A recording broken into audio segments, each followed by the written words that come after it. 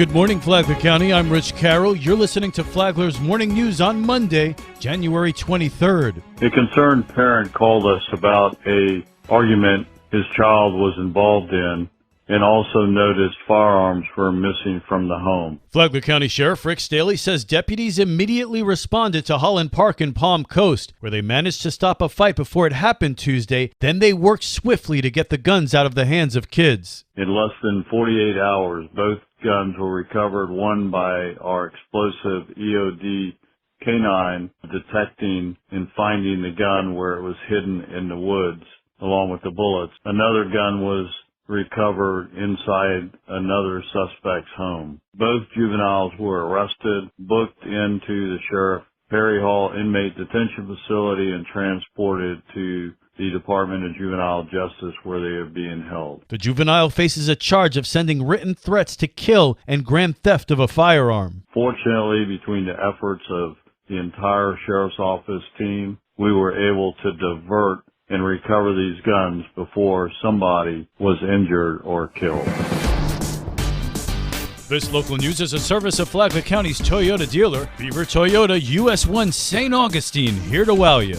You are killing my husband. Becky Whitson, wife of Flagler Beach City Manager William Whitson, blasts the city commission for the way they treat her husband. You are the ones who torment him when he misses something. If everything is a priority, nothing is a priority. This all happened during public comment at last week's meeting. Please give him some direction. Yes, a hurricane, call it a bump in the road if you want, but it consumes their time.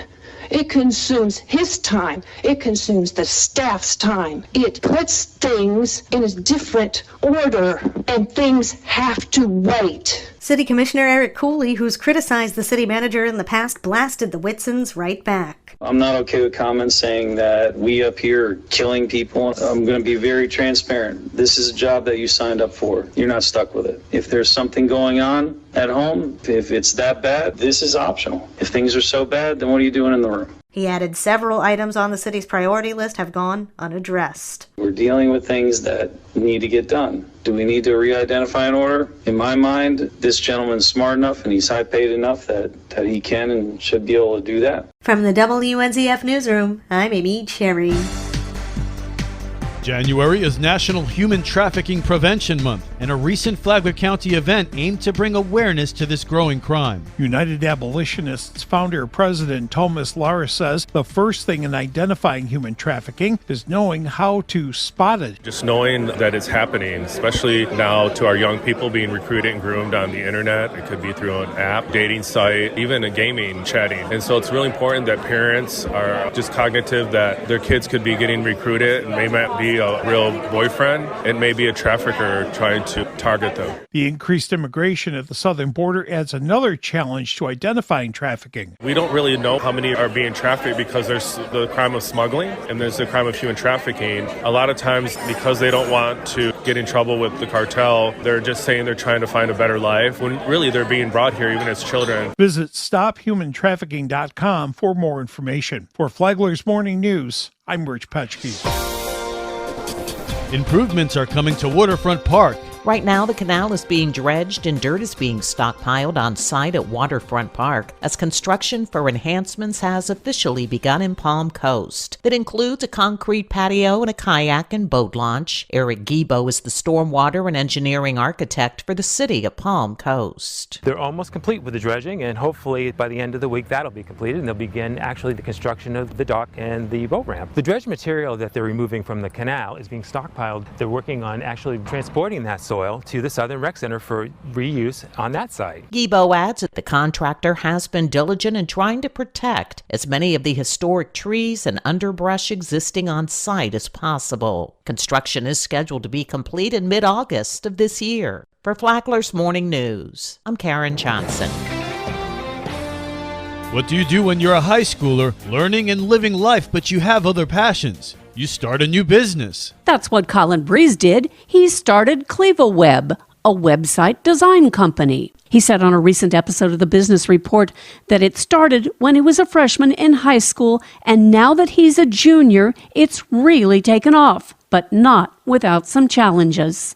people think that you're not going to be able to do it for whatever reason, whether it's your age, how intelligent someone may think you are, or how bad someone think your product or service is.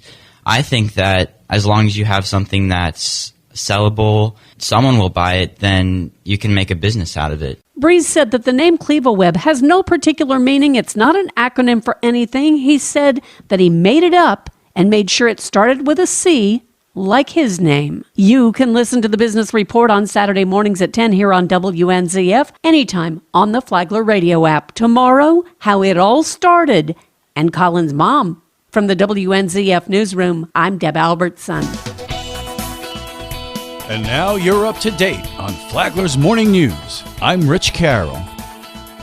And now, Mike Licio with your WNZF local sports update. Wrestling takes center stage. Matanzas finished second out of 15 in the Briscoe Challenge in Tampa Saturday. Timothy McLean, Caden Golder, Torian Stallings, Jordan Mills, and Landon Wright were individual winners. Friday night, Flagler Palm Coast takes down New Smyrna 54-27. Johnny Held and Carson Barrett with pins in under 1 minute. This week, the two schools face off. Bulldog coach David Bosserdette on the rivalry. We try to focus on the next match on our schedule. And, now Matanzas happens to be the next match on our schedule, so we'll focus on them. But obviously the goal is to chase state titles. And his counterpart, Pirate coach TJ Gillen. You try not to let your emotions get into that one, but it's always a big deal in the county. We just try to tell our kids that it's just another match. We don't need to go out there and wrestle any different. 6 p.m. Wednesday at the Ship. In basketball, 2 road wins for the Pirate boys against Yulee and Ed White. They try for 3 in a row at Tokoi tonight. Mainland defeats the FPC boys for the second time this week on Saturday. Senior night for FPC girls against New Smyrna Beach. Seniors Hannah Clark with 19 and Naraya Hill with 12 in a 45-36 Bulldog win. They are at Melbourne tonight. Lady Pirates at the Land tonight. They host FPC tomorrow at 6:30. In girls soccer, a Natalie Neal shutout plus goals by Isabella Camernes, Camila Gonzalez, and Savannah O'Grady give FPC a 3-0 win over University. Parker Inman scores for Matanzas in a 1-1 draw with Taylor. Boys soccer, Taylor 1, FPC 0.